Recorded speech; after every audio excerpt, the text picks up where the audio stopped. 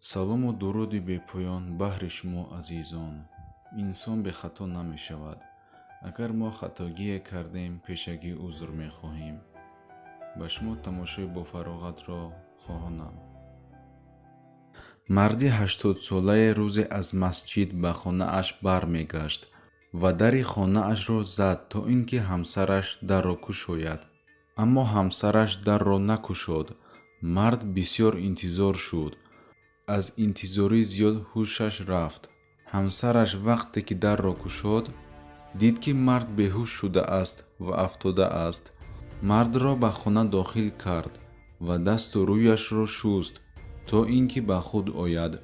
вақте ки ба худ омад, ҳамсараш аз мард бисёр узр пурсид, барои он ки дари хонаро дер боз кард, ва ин сабаб шуд ки ин мард ба ин ҳол афтод. пас мард гуфт: валлоҳи ман барои дарро дер боз карданат беҳуш нашудам. вақте ки интизор шуда меистодам, дар ёдам омад ки чӣ гуна ман дар назди Аллоҳ меистам ва дарҳои ҷаннатро мебанданд барои ман.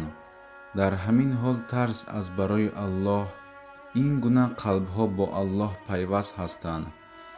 ин гуна мардҳо тарс аз Аллоҳ доранд.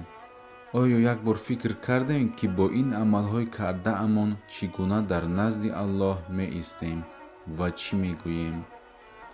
худованд ҳар яки мо шуморо бубахшад ва ҳидоят кунад.